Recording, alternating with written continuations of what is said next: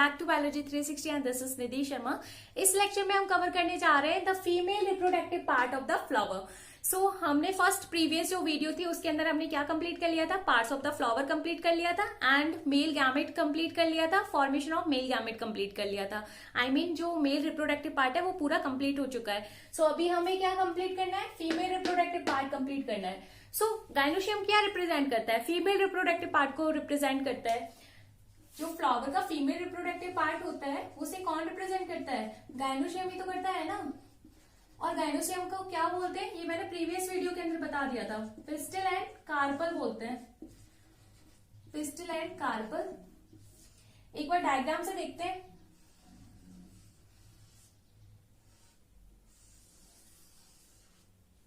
ये क्या है आपका स्टिग्मा। एक्चुअली जो फीमेल रिप्रोडक्टिव पार्ट है उसके 3 पार्ट होते हैं, मतलब उसे क्या बोलते हैं, गाइनोशियम बोलते हैं और पिस्टल एंड कार्पल भी बोलते हैं। सो इसके 3 पार्ट्स होते हैं। एक होता है आपका stigma and elongated shape like neck like structure called the style and worst part called ovary. So ये जो है वो आपका स्टिग्मा है। स्टिग्मा जैसे कि नाम से ही पता चल रहा होगा, स्टिग्मा स्टिक की टाइप होता है जिसपे ये क्या करता है, लैंडेड प्लेटफॉर्म प्रोवाइड कराता है, किसके लिए, पॉलन ग्रेन के लिए। और वैसे भी नेचर में स्टिकी टाइप होता है, सो इजिली यहाँ पे पॉलन ग्रेन्स क्या होते हैं, स्टिक हो जाते हैं आके। और ये जो है आपका एलोंगेटेड नेक लाइक स्ट्रक्चर कॉल्ड स्टाइल, वैसे भी बड़ी स्टाइल में बनी हुई है ये, इसलिए इसका नाम क्या रख दिया, स्टाइल रख दिया। और ये है worst part called ovary. I hope यहां तक क्लियर है। अब जो फ्लावर होते हैं जरूरी तो नहीं ना उसके पास एक ही कार्पल प्रेजेंट हो, मोर देन 1 कार्पल भी प्रेजेंट हो सकती है। सो 2 कंडीशन होती है फ्लावर के अंदर। ये क्या है आपका थैलेमस।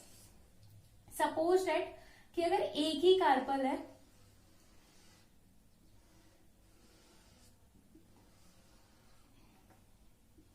और यहां पे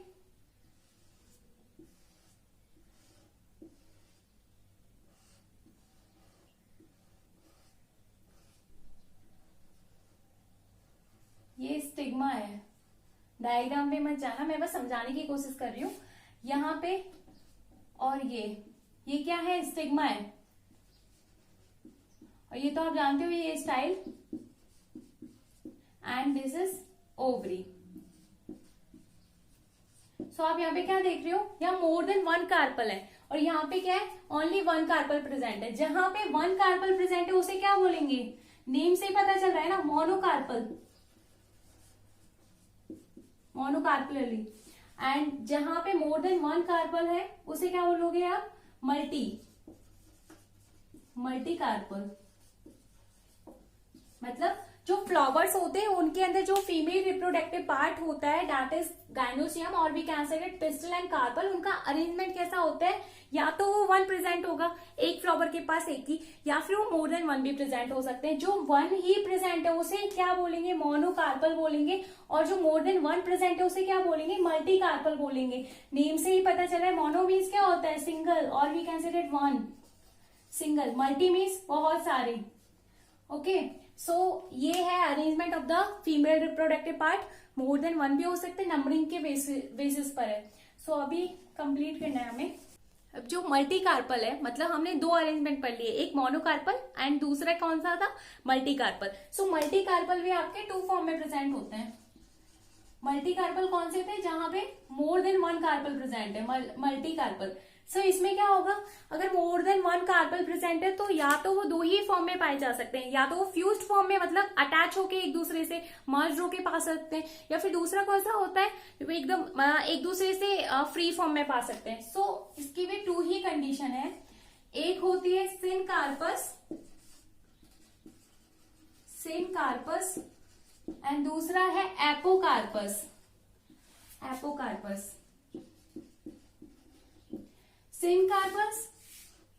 सिनकार्पस मीन्स क्या है, फ्यूज्ड फॉर्म में जो आपके कार्पल अगर प्रेजेंट है, और एपोकार्पस मीन्स फ्री फॉर्म, एक दूसरे से अलग अलग फ्री फॉर्म में प्रेजेंट होना।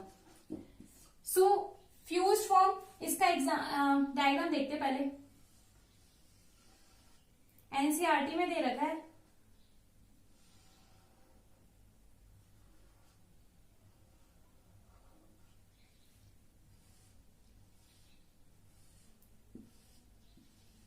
ये किसका डायग्राम है? पैपेवर। पैपेवर पता है कौन सा प्लांट होता है? जो भी आपकी जितनी भी हार्मफुल ड्रग्स होती हैं, बहुत एक्सट्रीम लेवल की ड्रग्स बनाती हैं, हेरोइन हो गया आपका, सो वो कौन सा है? ये फ्यूज फॉर्म, मतलब सिनकार्पस। इसके अंदर जितनी भी आपके मल्टी कार्पल प्रेजेंट होते हैं वो कौन सी फॉर्म में प्रेजेंट होते हैं? सिनकार्पस, मतलब फ्यूज फॉर्म में प्रेजेंट होते हैं, एक दूसरे से फ्यूज है, मतलब यूनिटी है, तभी तो जाके एक एक्सट्रीम लेवल की ड्रग बना रहे हैं ना। सो ये कौन सा, इसका ये एग्जाम्पल हो गया किसका? सिनकार्पस का। एपोकार्पस के अंदर कौन सा देखने को मिलता है आपका? माइकेलिया। ये एनसीईआरटी के एग्जाम्पल है, आपको लर्न होने चाहिए। सो एक बार मैं फिर से बता देती हूँ, मल्टी कार्पल आपके 2 फॉर्म में प्रेजेंट हो सकते हैं, एक होता है सिनकार्पस, एक होता है एपोकार्पस। जो सिनकार्पस है उसका मतलब क्या है? जो भी आपकी कार्पल है वो एक दूसरे से फ्यूज है। ये स्टिग्मा ही तो है ना, ये कैसे है? फ्यूज फॉर्म में तो है एक दूसरे से। इसका डायग्राम देखो तो कुछ ऐसा एनसीईआरटी में दे रखा है, ये मतलब ये अलग अलग है, ये इस तरीके से रफली डायग्राम है। एक बार आप एनसीईआरटी में देख सकते हो, मतलब ये कार्प जो भी आपके स्टिग्मा है एक दूसरे से अलग अलग है, सेपरेट है, सो इसलिए तो हमने इसे फ्री फॉर्म बोला है एपोकार्पस। और इसका एग्जांपल क्या है? माइकेलिया। एंड इसका एग्जांपल है पैपेवर। सो अभी तक हमने क्या कंप्लीट कर लिया? कार्पल की स्ट्रक्चर देख ली, आई मीन उसके पार्ट्स देख लिए। कार्पल के कितने पार्ट्स होते हैं? 3 पार्ट्स होते हैं, stigma, style and the ovary. जो कार्पल होते हैं जरूरी नहीं कि एक फ्लावर में एक ही प्रेजेंट हो, अगर एक फ्लावर में एक ही प्रेजेंट है तो उसे मोनोकार्पल बोलते हैं, एंड अगर एक फ्लावर में मोर देन 1 कार्पल प्रेजेंट है तो उसे हम मल्टी कार्पल बोलते हैं। मल्टी कार्पल के भी 2 टाइप्स होते हैं, एक होता है सिनकार्पस, एक होता है एपोकार्पस। सिनकार्पस वो जो फ्यूज्ड फॉर्म में जिसके स्टिग्मा एक दूसरे से मर्ज्ड हो, फ्यूज हो, और जो आपका एपोकार्पस है वो उसके स्टिग्मा एक दूसरे से फ्री फॉर्म में होते हैं, मतलब सेपरेट होते हैं एक दूसरे से, सो उसे एपोकार्पस बोलते हैं। अभी हम देखने जा रहे हैं ओव्यूल का एक टिपिकल डायग्राम, उसके पार्ट्स देखते हैं ओव्यूल के। सो ओव्यूल, अभी हमें ओव्यूल पढ़ना है, एक मिनट। सो एक बार डायग्राम से देखते हैं।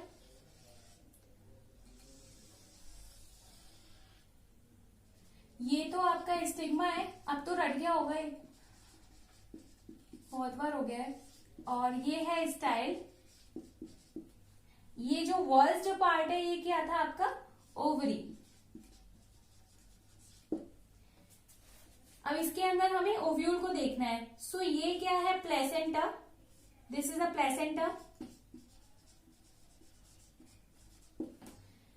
एंड यहाँ पे ओव्यूल है, और ये प्लेसेंटा से एक स्टॉक लाइक स्ट्रक्चर से जुड़ा हुआ है, और इस स्टॉक लाइक स्ट्रक्चर को क्या बोलते हैं? फ्यूनिकल, फ्यूनिकल बोलते हैं, एंड दिस इज ओव्यूल। अब ये जो ओव्यूल है वो भी तो एक पॉइंट से जाके अटैच हो रहा है ना फ्यूनिकल से, उस पॉइंट को क्या बोलते हैं? हाइलम। सो हाइलम क्या है? एक जंक्शन है किसके बीच का? फ्यूनिकल एंड ओव्यूल के बीच का। सो ये है आपका कि ओवरी के अंदर ओव्यूल कैसे प्रेजेंट होता है। अब जो ये ओव्यूल होता है, एक बार इसे बाहर निकाल के देखते हैं। ये जो ओव्यूल है आपका,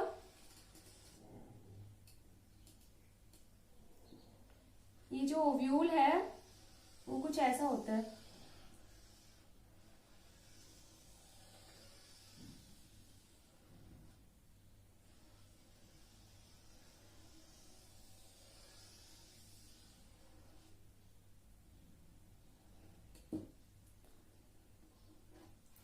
ये क्या है? आउटर मोस्ट कवरिंग है, जिसे हम इंट्यूगमेंट बोलते हैं। आउटर मोस्ट कवरिंग किसकी है? ओव्यूल की। अब इस ओव्यूल के अंदर क्या होता है?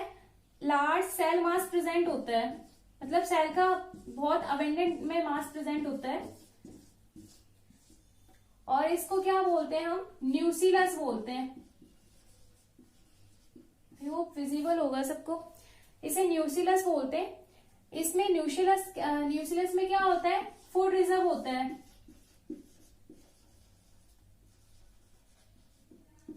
फूड रिजर्व होता है।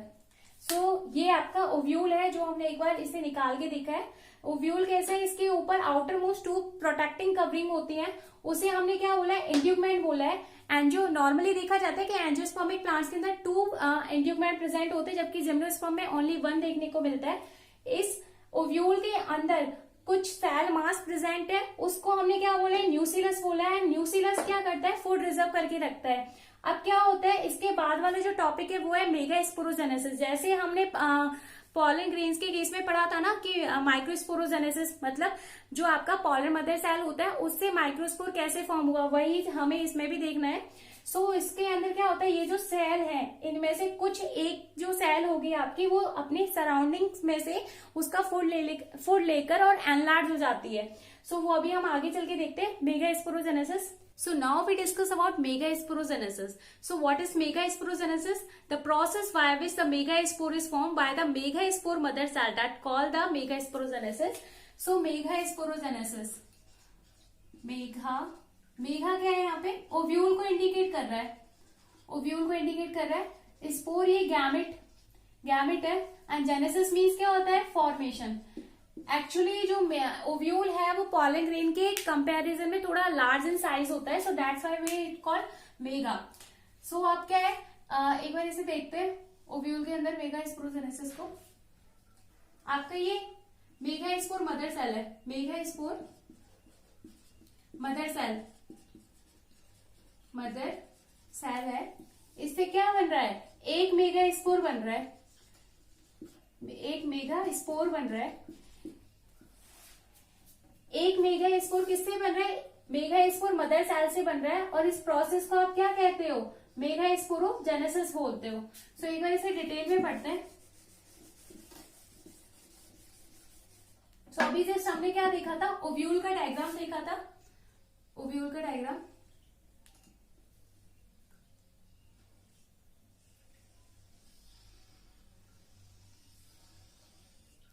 ये क्या है, इंट्यूबमेंट प्रेजेंट है, आउटर मोस्ट कवरिंग लेयर किस पर, ओव्यूल के ऊपर। यहाँ पे कोई कवरिंग प्रेजेंट नहीं है, इसको हम क्या बोलते हैं, माइक्रोपाइलर एंड,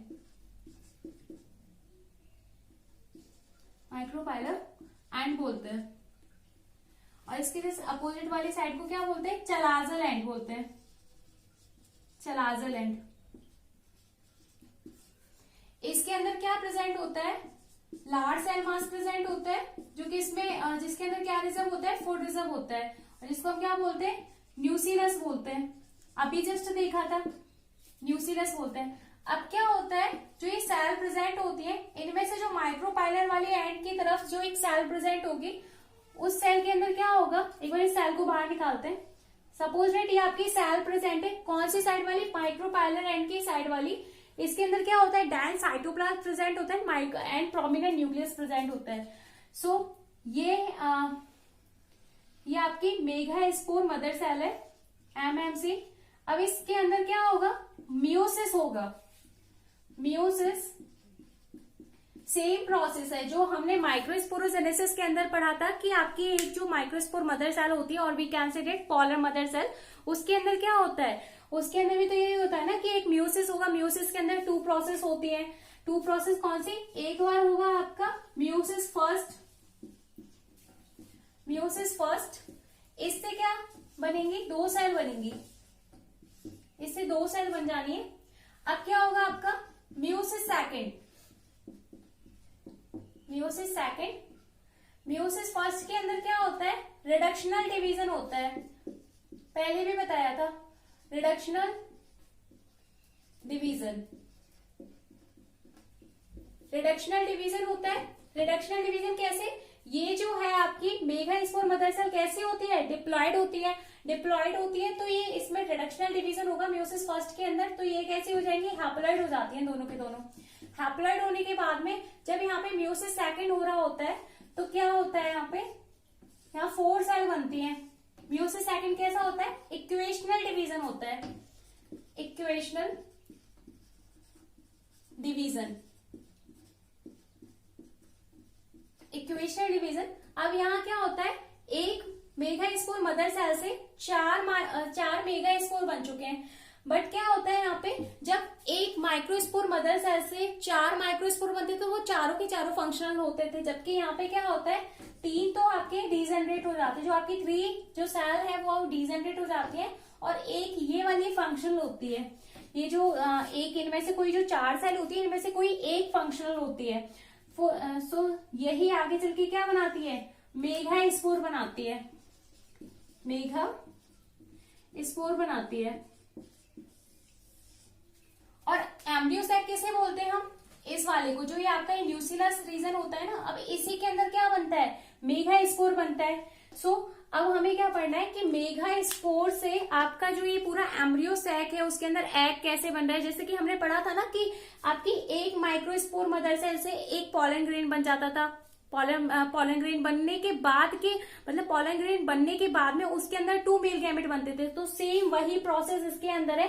अब हमें देखना है कि मेगा स्पोर जो आपका फॉर्म हो गया है, इसके अंदर वो एग सेल कैसे फॉर्म हो रहा है। सो अभी उसे डिस्कस करते हैं। सो अभी हमें क्या देखना है कि एक मेगा स्पोर जो आपकी फंक्शनल है, तो उससे एग सेल कैसे फॉर्म होती है। सो ये सपोज दैट आपकी एक मेगा स्पोर है, ये मेगा स्पोर है। अब क्या होगा, इसके अंदर 3 बार माइटोसिस होना है, 3 टाइम्स माइटोसिस होना है, नॉट मियोटिक, माइटोसिस होना है। ठीक है, अब 3 टाइम्स होना है, तो 1 से कितना हो जाएगा? 8 न्यूक्लियस बनेंगे, 8 सेल बन जाएंगी ना, 6, 7, 8 बन जाएंगे। एक बार इसे डिटेल में देखते हैं कैसे। ये आपकी एक मेगा स्पोर है। अब इसके अंदर एक बार माइटोसिस हुआ तो इसके अंदर 2 सेल बन गई, 2 सेल बन गई।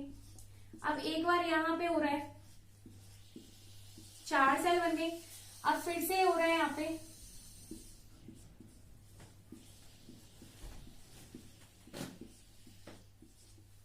सो ये 8 सेल बन गई ना।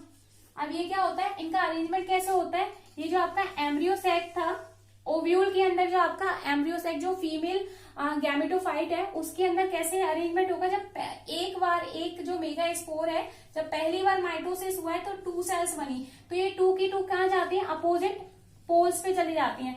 फिर जब दूसरी बार माइटोसिस हुआ तो 4 सेल बनी, तो इसमें से क्या होगा? एक यहां, एक यहां, मतलब ये आपकी 4 सेल यहां हो गई और 4 सेल आपकी यहां पर हो गई। अब ये जो 4 सेल है, ये 8 करके, मतलब ये जो आपकी 8 सेल थी, इनमें से 4 यहां 4 यहां अपोजिट पोल्स पर चली गई। अब क्या होगा बाद में चल के, जैसे कि आपका फीमेल गैमेटोफाइट है, तो यहाँ पे 3 यहाँ पे रह जाती है और 3 ही यहां पर रह जाती है। अब जो बची हुई जो 1 सेल्स हैं अपोजिट एंड से, वो यहां पर आ जाती हैं इस जगह। उन्हें क्या बोलते हैं? पोलर न्यूक्लियाई बोलते हैं। क्यों? क्योंकि वो अपोजिट एंड से आकर सेंट्रल में आ गई हैं, पोलर न्यूक्लियाई बोलते हैं। एक बार फिर से ब्रीफ डिस्कस देखते हैं। जो आपका मेगा स्पोर मदर सेल था, उसके अंदर क्या हुआ? म्यूसिस हुआ। म्यूसिस होने पर क्या हुआ? उसमें 4 सेल्स फॉर्म हुई। 4 सेल्स में से जो आपकी 3 थी वो डिजनरेट हो गई और एक उसमें से फंक्शनल हो गई। अब जो एक फंक्शनल हुई है उसको हमने क्या बोल दिया? मेगा स्पोर बोल दिया। हमारा टारगेट क्या था कि मेगा स्पोर मदर सेल से एक मेगा स्पोर को बनाना है। अब उसमें 3 टाइम्स क्या होना है? माइटोसिस होना है। 3 टाइम्स माइटोसिस होने पर क्या फॉर्म हो रहा है? 8 सेल फॉर्म हो रही है हमारे पास। अब वो जो 8 सेल है वो एम्ब्रियो सैक में इस तरीके से अरेंज होती है कि पहली बार जब माइटोसिस हुआ तो पहली एक सेल अपोजिट एंड्स पे चली गई। अब जो दूसरी बार हो रहा है तो वो दूसरी बार ऐसे ही सेम अपोजिट एंड्स पे अरेंजमेंट हो गया। तो 4 सेल अपोजिट एंड्स पे इस तरीके से अरेंज हो जाती हैं। बट क्या होता है, 3 सेल्स अपोजिट एंड्स पे ऐसे अरेंज होने के बाद में जो बची हुई 4th वाली जो लास्ट सेल है वो सेंट्रल में आकर पोलर न्यूक्लिया बना लेती है। सो एक बार हम इसके ओव्यूल का अच्छे से डिस्कस करते हैं। So now we discuss about embryo sac. अब जो हमारे ये एम्ब्रियो सैक जो फॉर्म हो गया है, ये एम्ब्रियो सैक है। एम्ब्रियो सैक में क्या है कि यहां पर जो 3 सेल थी, ये इनके न्यूक्लियस हो गए और यहां पर भी सेम 3 सेल, ये इनके न्यूक्लियस हो गए और 2 न्यूक्लियस ये सेल नहीं है, ये न्यूक्लियस है। अब क्या होना है,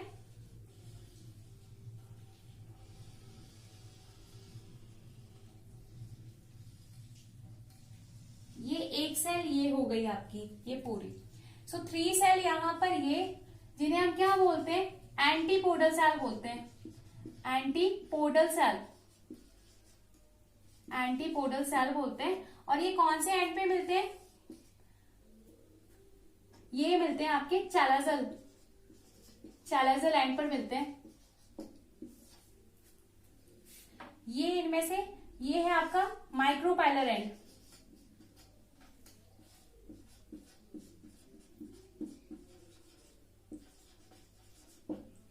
एंड ये है polar nuclear. Polar nuclear name से पता चल गया होगा ना, पोलर न्यूक्लियर क्यों बोल रहे, क्योंकि अपोजिट पोल से आए हैं, पोलर न्यूक्लियर। एंड इनमें से ये कौन सी सेल है, एग सेल जो मेन है, एक ये मेन है और एक ये मेन है। और ये दो कौन सी सेल है, एक ये वाली और एक ये वाली, जो एग सेल की जो साइड में जो है वो उन्हें हम क्या बोलते हैं, सिनर्जिड सेल, सिनर्जिड सेल। अब ये जो सिनर्जिड सेल्स हैं इनके पास में क्या प्रेजेंट होता है, एक फिंगर लाइक प्रोजेक्शन प्रेजेंट होती है, फिंगर लाइक प्रोजेक्शन, उसको क्या बोलते हैं, free from apparatus, free from apparatus. So ये है आपका एम्ब्रियोसैक। एम्ब्रियोसैक के अंदर क्या क्या चीज है, 3 तो आपके एंटीपोडल सेल्स है, 2 पोलर न्यूक्लियाई है, जो सेंट्रल सेल है पूरी। पोलर न्यूक्लियाई किसके अंदर है, सेंट्रल सेल में, central cell. And 2 synergid cells है एंड 1 एग सेल है। सिनर्जिड सेल कहां पर मिलती है, माइक्रोपाइलर एंड पे, एंड एंटीपोडल सेल कहां पर मिलती है, चैलाजल एंड पे। एंड सिनर्जिड सेल में क्या प्रेजेंट होता है, फिंगर लाइक प्रोजेक्शन प्रेजेंट होता है। फिंगर लाइक प्रोजेक्शन को हम क्या बोलते हैं, फ्ली फ्रॉम एपरेटस बोलते हैं। फ्ली फ्रॉम एपरेटस का क्या काम होता है, फ्ली फ्रॉम जो एपरेटस है इनका काम इतना होता है, जब स्टिग्मा पे आपके पॉलन ग्रेन्स लैंड कर जाते हैं तो वहां से पॉलन ट्यूब निकलती है। पॉलन ट्यूब कहां से निकलती है, जो जर्म पोर्स रह जाते हैं ना, वहां से पॉलन ट्यूब निकलती है, जिसके बारे में हम कल डिस्कस करेंगे, आई मीन नेक्स्ट वीडियो के अंदर डिस्कस करेंगे। पॉलन ट्यूब जब निकलती है तो उसे रास्ता भी तो चाहिए होगा, तो उसको गाइड करने वाली कौन है, filiform apparatus, finger like projection इस तरीके से बुलाती है, आई मीन गाइड करती है, केमिकल सिक्रेट करती है, जिसके वजह से पॉलन ट्यूब को गाइडेशन मतलब हेल्प मिलती है। सो पॉलन ट्यूब यहां से होकर आएगी और ये एग सेल में जाके गैमेट फ्यूज करेगी, जो हम नेक्स्ट वीडियो के अंदर डिस्कस करेंगे। सो ये है एम्ब्रियोसैक। सो अभी कुछ पॉइंट डिस्कस करते हैं। जो एम्ब्रियोसैक होता है उसे हम बोलते हैं 7 सेल एंड 8 न्यूक्लियस। कैसे, ये आपका एम्ब्रियोसैक है, यहाँ पे चैलाजल एंड पर कितनी सेल्स प्रेजेंट थी, 3, जिसे क्या बोल रहे थे हम, एंटीपोडल सेल बोल रहे थे, antipodal. And 2 polar nuclear, synergid, egg cell, फिर से सिनर्जिड। ये हो गया आपका सेंट्रल सेल। सो अब सेल काउंट करते हैं एक बार। ये है सिनर्जिड सेल, सिनर्जिड, एंड ये वाली है एग सेल जो मिडिल में प्रेजेंट होती है, egg cell, and this is a central cell, central cell. एक बार हमें सबसे पहले हम सेल काउंट करते हैं। सो सेल कितने काउंट है, ऊपर कितनी साइड है, 1 2 3 4 5 6 7, 7 cell, 7 cell. And nucleus count करते हैं, 1 2 3 4 5 6 7 8। ये जो पोलर न्यूक्लियाई वाले जो न्यूक्लियस होते हैं ना, ये एक दूसरे में कभी भी फ्यूज नहीं होते, इसलिए यहाँ पे 7 सेल एंड 8 न्यूक्लियस होते हैं। बहुत इंपॉर्टेंट है बोर्ड के पॉइंट ऑफ व्यू से भी और नीट के पॉइंट ऑफ व्यू से भी। अब एक चीज और देखते हैं। मैंने आपको बताया कि आपके पास सपोज दैट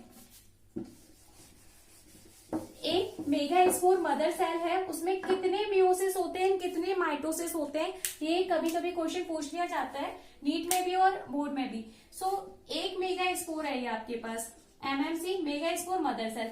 इसके अंदर एक बार मियोसिस हुआ। अब ऐसा नहीं कि मियोसिस फर्स्ट और मियोसिस सेकंड को आप लोग अलग अलग समझे, वो एक ही है, वो तो बस प्रोसेस होती है। मियोसिस हुआ, मियोसिस हुआ। सो इससे क्या बनी हमारी, 4 सेल्स बनी थी, 4 सेल बनी थी, जबकि 3 डिजेनरेट हो गई और एक फंक्शनल रह गई थी। अब इसके अंदर क्या हुआ, माइटोसिस हुआ, माइटोसिस हुआ। कितनी बार, एक बार यहाँ पे हुआ तो कितनी बनी, 2 सेल्स फॉर्म हुई। फिर से माइटोसिस होना है यहाँ पर, second time mitosis second time हो रहा है। सो यहाँ पर 4 सेल फॉर्म हो गई। अब क्या होना है, फिर से माइटोसिस होना है यहाँ पर। 8 सेल फॉर्म हो गई ना, 1 2 3 4 5 6 7 8।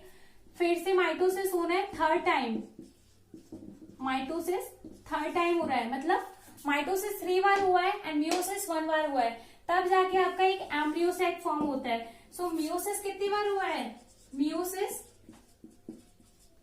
1 टाइम हुआ है, 1 टाइम। एंड माइटोसिस कितनी बार हुआ है, माइटोसिस 3 टाइम्स,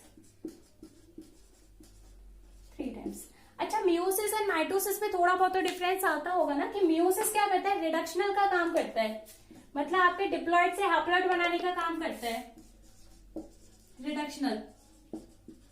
एंड माइटोसिस क्या करता है, इक्वेशनल डिवाइड, मतलब डिवाइड करता है, इक्वेशनल डिवीजन होता है यहाँ पर। Meiosis second, meiosis second and mitosis दोनों ही सिमिलर होते हैं, माइटोसिस दोनों ही क्या होते हैं, सिमिलर होते हैं जनरली। ये वैसे तो आप सेल डिवीजन के अंदर पढ़ोगे 11th क्लास के अंदर। सो इसके अंदर क्या होता है, इक्वेशन होता है। तो ये क्या थी, मेगास्पोर मदर सेल क्या थी, 2n। अब यहाँ पे ये जो मेगास्पोर बनी, मेगास्पोर वो कैसी थी, हैप्लॉइड थी, हैप्लॉइड। उसके बाद जब 3 टाइम्स माइटोसिस हुआ तो ये सब के सब क्या है, हैप्लॉइड ही तो है। सो ये समझ में आ गया होगा आपको कि एक मेगा, कभी कभी क्वेश्चन पूछने जाता है कि एक मेगास्पोर मदर सेल से जो आपका एम्ब्रियो सैक बन रहा है, जो फीमेल गैमेटोफाइट बन रहा है, उसके अंदर कितनी बार मियोसिस होना है और कितनी बार माइटोसिस होना है। तो एक बार मियोसिस होना है एंड 3 टाइम्स क्या होना है, आपका माइटोसिस होना है। So this is all about the female reproductive part of the flower. Thank you so much.